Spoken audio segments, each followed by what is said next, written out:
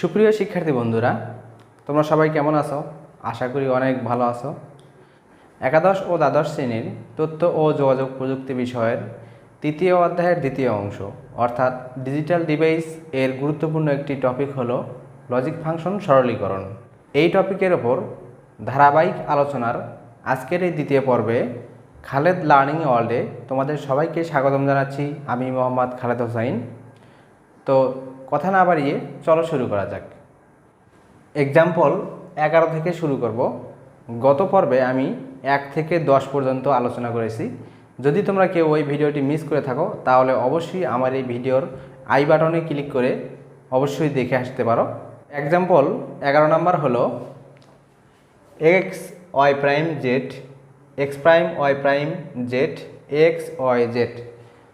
তো প্রথমে আমি তোমাদেরকে একটা কথা বলে নিই, সেটা হলো একটা লজিক ফাংশন সরল করার জন্য সর্বপ্রথম তুমি যে বিষয়টা খেয়াল করবা সেটা হলো প্রথমে এটাতে সূত্র প্রয়োগ করা যায় কি না। যদি না যায় তাহলে দেখবা যে এখানে গুণ করা যায় কি না। তাও যদি না হয় তবে দেখবা এখানে কোনো কিছু কমন নেওয়া যায় কি না। এই তিনটা বিষয় ভালোভাবে মাথায় রাখলে এই সরলীকরণগুলো তোমরা খুব সহজেই করতে পারবা। তো দেখি এখানে ডিরেক্টলি কোনো সূত্র অ্যাপ্লাই এখানে করা যায় না। তো এবার দেখব কোনো কিছু গুণ করা যায় কি না। গুণ বলতে আমরা বন্ধনীর মধ্যে যেগুলো রাশি থাকে সেগুলোর মধ্যে গুণকে বোঝাচ্ছি। তো এখানে সেরকম কোনো গুণের অবস্থাও নাই। তো এবার দেখব আমরা এখানে কোনো কিছু কমন নেওয়া যায় কি না। এই দুটো রাশির মধ্যে কিন্তু ওয়াই প্রাইম জেড এটা কিন্তু কমন নেওয়া যাচ্ছে। তো আমরা কমন নেই ওয়াই প্রাইম জেড। এখানে থাকবে কি এক্স, এই পাশে থাকবে এক্স প্রাইম, তারপর X Y Z X Y Z Y prime Z X or X prime. আমরা এখানে তোমাদের বোঝার সুবিধার্থে কয়েকটি সূত্র লিখে রাখছি। তো এখান থেকে দেখো 4 নম্বর সূত্রটা এ অর এ প্রাইম সমান 1, সেই অনুযায়ী এক্স অর এক্স প্রাইম সমান আমরা অবশ্যই 1 লিখতে পারি। তারপর এ পাশে এক্স ওয়াই জেড। 1-এর সাথে এখন আমরা ওয়াই প্রাইম জেডকে অ্যান করব। তো আমরা এখানে দেখতে পাই যে 1-এর সাথে যে কোনো কিছু অ্যান করলে সেটাই রেজাল্টে আসবে। তো আমরা যদি এখানে 1-এর সাথে ওয়াই প্রাইম জেডকে অ্যান করি তাহলে এখানে আসবে ওয়াই প্রাইম জেড, তারপর এক্স ওয়াই জেড। এখান থেকে খেয়াল করলে দেখবা জেড কমন নেওয়া যাচ্ছে। তো জেড কমন নিলাম, থাকলো Y prime or X Y. আমরা জেডকে এখানে ঠিক লিখে রাখলাম। এ পাশে Y prime or X Y. আমরা যদি এই 9 নম্বর সূত্রটা এখানে অ্যাপ্লাই করি তাহলে কি দাঁড়াবে দেখো, এ বির সাথে একবার অর হবে, এ সির সাথে একবার অর হবে। সিমিলারলি এখানে ওয়াই প্রাইম এক্সের সাথে একবার অর হবে, ওয়াই প্রাইম ওয়াই এর সাথে একবার অর হবে। তো এখানে আমরা লিখতে পারি ওয়াই প্রাইম এক্স এবং এইটার মান আমরা লিখতে পারি 1 জেড ওয়াই প্রাইম এক্স। এটাই আমরা অ্যান্সার লিখে দিতে পারি। দেখো খুব সহজেই কিন্তু আমরা সরলটা করে ফেললাম। এবার আমরা 12 নম্বর সরলে চলে যাই। তো 12 নম্বর সরলটা হলো A or B prime A prime or C, তিনটা অ্যান্ড অবস্থায় আছে। তো আমরা কি বলছিলাম যে প্রথমে দেখতে হবে এখানে ডিরেক্টলি কোনো সূত্র অ্যাপ্লাই করা যায় কিনা। তো এখানে কোনো সূত্র অ্যাপ্লাই করা যাচ্ছে না। তারপর বলছিলাম যে দেখো কোনো কিছু গুণ করা যায় কিনা। হ্যাঁ, এখানে গুণ করা যায়, যেহেতু প্রথম বন্ধনী দিয়ে কিছু রাশি আবদ্ধ করা আছে, এজন্য আমরা গুণ করে দেব। যে কোনো একটা বন্ধনী থেকে গুণ করা যাবে। তো আমরা এখানে এই দুটো আগে গুণ করে দিই। এর সাথে এ গুণ করে দেব, তারপর এর সাথে বি প্রাইম, বির সাথে এ গুণ করলে হবে বি এ। আমরা বিনিময় উপপাদ্য এখানে অ্যাপ্লাই করার পর এখানে আমরা কিন্তু সাজিয়ে লিখতে পারবো এ বি। তারপর বির সাথে B prime, B and B prime. যেহেতু আমরা এই দুটো রাশিকে গুণ করলাম এখানে, তাই আমরা এটাকে বন্ধনী দিয়ে আবদ্ধ করব। তারপর এ প্রাইম অর সি যেমন ছিল তেমন রাখবো। এই জায়গায় কোনো সূত্র অ্যাপ্লাই করা যায় কি না? হ্যাঁ, এ অ্যান্ড এ সমান আমরা এ লিখতে পারি। দেখো এই যে এখানে এ অ্যান্ড এ সমান এ। তারপর এ বি প্রাইম আমরা যা ছিল তাই লিখলাম, এ বি লিখলাম। বি অ্যান্ড বি প্রাইম সমান আমরা 0 লিখতে পারি। এই কন্ডিশন অনুযায়ী এ অ্যান্ড এ প্রাইম সমান 0 হলে বি অ্যান্ড বি প্রাইম সমান 0। এ প্রাইম অর সি। তারপর এখান থেকে আমরা এই তিনটা থেকে আমরা এ কমন নিতে পারি। এ কমন নিলে থাকবে এখানে 1, তারপর এখান থেকে বি প্রাইম, তারপর এখানে বি। জিরোটা কিন্তু আউট হয়ে যায়, তার কারণ জিরোর সাথে আমরা যদি কোনো কিছু ওয়ার করি তাহলে কিন্তু জিরোটা আউট হয়ে যায়, অর্থাৎ জিরোর সাথে আমরা যেটাই ওয়ার করবো সেটাই এখানে ফলাফলে বসবে। তো আমরা জিরোর সাথে যদি এগুলো ওয়ার করি তাহলে এগুলোই হবে। তারপর এ প্রাইম অর সি। এখানে 1-এর সাথে কিন্তু বি প্রাইম অর বি এটা অর অবস্থায় আছে, মানে 1-এর সাথে কিছু ভেরিয়েবল অর অবস্থায় আছে। তা আমরা জানি 1-এর সাথে কোনো কিছু ওয়ার করলে তার রেজাল্ট সর্বদা 1 হয়। তাহলে আমরা 1, তাহলে এখানে যেহেতু 1 অর অবস্থায় আছে, তো এ পাশে আর কিছু থাকে এটা আমাদের দেখার বিষয় নাই, আমরা ডিরেক্টলি এখানে 1 বসে দেব, এ প্রাইম অর সি। এর সাথে 1 অ্যাড করলে হবে এ, তারপর এ প্রাইম অর সি। তারপর আমরা এ দিয়ে এই দুটোকে গুণ করে দেবো, তাহলে হবে A and A prime or A C. এটা কিন্তু 0 দেখো, তারপর এসি, ফাইনালি অ্যান্সার হবে এসি। তো আশা করি খুব সহজেই তোমরা এটা বুঝতে পারছো। আমরা এবার নেক্সট এক্সাম্পলে চলে যাই। তো example 13, A or B or C, B or C and C, সবগুলো অ্যান্ড অবস্থায় আছে। আমরা এখানে ডিরেক্টলি গুণ করে দেবো সবগুলো। এর সাথে বি গুণ করলে হবে এ বি, এর সাথে সি গুণ করলে হবে এসি, তারপর বির সাথে বি গুণ করলে হবে বি বি, তারপর বির সাথে সি গুণ করলে হবে বিসি। এবার সির সাথে বি গুণ করলে হবে বিসি, সির সাথে সি গুণ করলে হবে সি, ফাইনালি তার সাথে এই সিটা অ্যান্ড।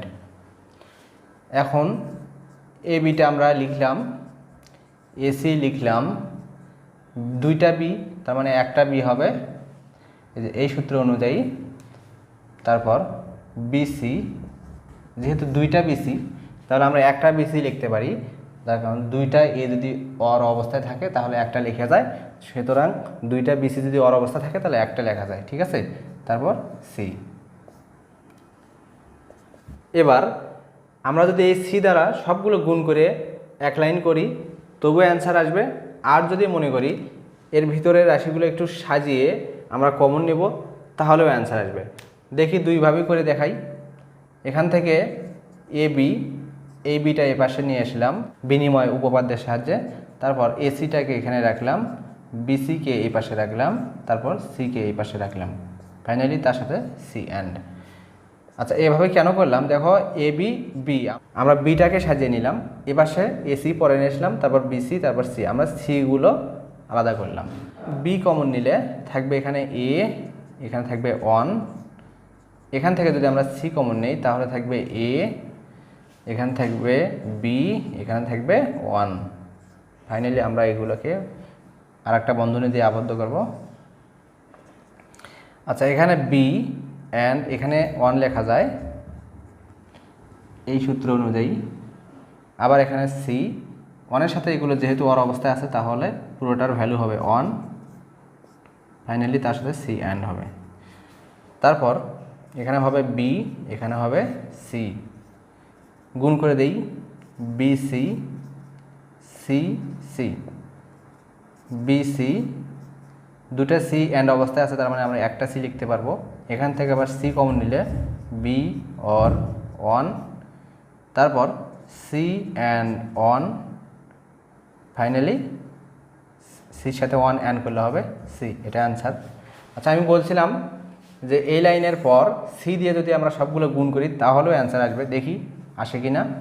সি দিয়ে যদি আমরা এ বিকে গুণ করি তাহলে হবে এ বি সি, সি দিয়ে বি কে গুণ করলে হবে বিসি, সি দিয়ে এসিকে গুণ করলে হবে এ সি সি, সি দিয়ে বিসিকে গুণ করলে হবে বি সি সি, সি দিয়ে সিকে গুণ করলে হবে সি সি।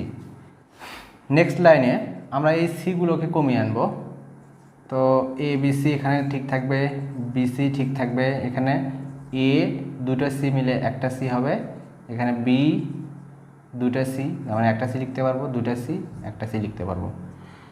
এখন সবগুলো থেকে কিন্তু সি কমন নেওয়া যায়, সবগুলো থেকে কিন্তু সি কমন নেওয়া যায়। দেখো সি, সবগুলোতে সি আছে, যদি আমি সি কমন নেই তাহলে এখানে থাকবে এ বি, এখানে থাকবে বি, এখানে থাকবে এ, এখানে থাকবে বি, ফাইনালি এখানে থাকবে 1।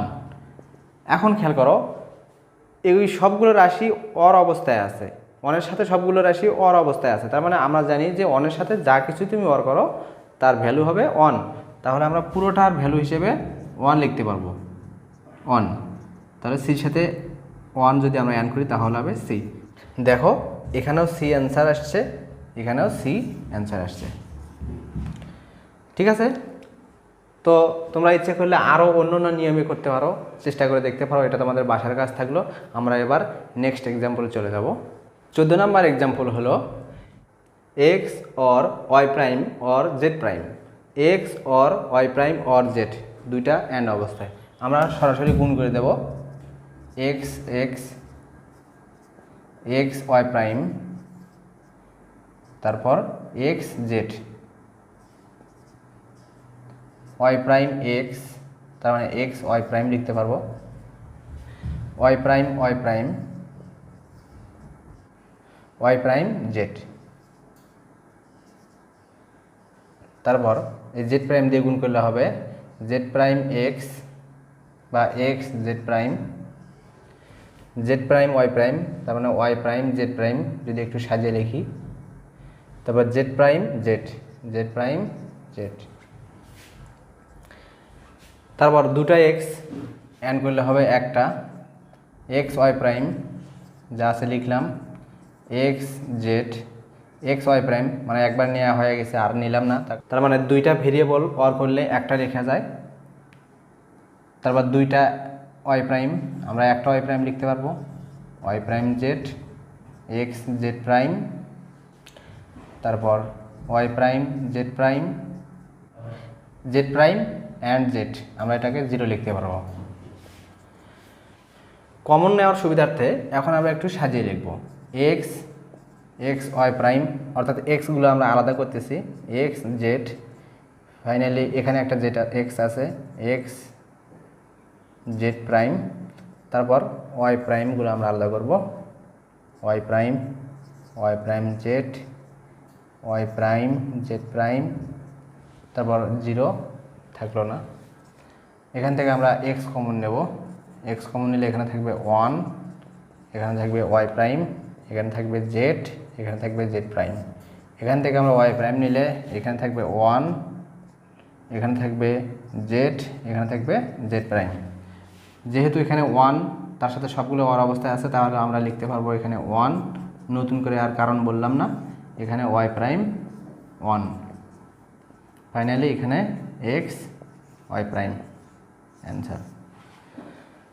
ঠিক আছে, এবার আমরা নেক্সট এক্সাম্পলে চলে যাব। 15 নাম্বার এক্সাম্পল হলো ABC A prime BC A B prime C A prime B prime C. প্রথমে আমরা এখানে দেখব যে কোনো সূত্র অ্যাপ্লাই করা যায় কিনা, এখানে কোনো সূত্র অ্যাপ্লাই করা যাচ্ছে না। তারপর দেখব গুণ করা যায় কিনা, এখানে গুণ করার অপশন নাই। এবং লাস্ট আমরা দেখব যে এখানে কিছু কমন নেওয়া যায় কিনা। হ্যাঁ, এখানে কমন নেওয়া যায়, সেটা হলো এই দুটো থেকে বিসি কমন নেওয়া যায়। থাকবে এখানে এ, এখানে থাকবে এ প্রাইম, এখানে বি প্রাইম সি কমন নেওয়া যায়, থাকবে এখানে এ, এখানে থাকবে এ প্রাইম, তারপর বিসি এটা আমরা 1 লিখতে পারি, আবার বি প্রাইম সি এটাকে আমরা 1 লিখতে পারি, তারপর BC or B prime C, এখান থেকে আমরা সি কমন নিলে থাকবে এখানে বি, এখানে থাকবে বি প্রাইম, তারপর আমরা সি এটাকে আমরা 1 লিখতে পারবো, ফাইনালি অ্যান্সার হবে সি। আশা করি খুব সুন্দরভাবে এই সরলটিও তোমরা বুঝতে পারছো। আজকের পর্বটি এই 5টা এক্সাম্পলের মধ্যেই আমি সীমাবদ্ধ রাখলাম, তার কারণ আর 2-1টা করলে হয়তো বা ভিডিওটি বড় হয়ে যাবে। নেক্সট পর্বে আমরা এক্সাম্পল 16 থেকে আবার শুরু করব। পরবর্তী ভিডিওটি দেখার আমন্ত্রণ জানিয়ে আজকের ভিডিওটি এখানেই শেষ করছি। আল্লাহ হাফেজ।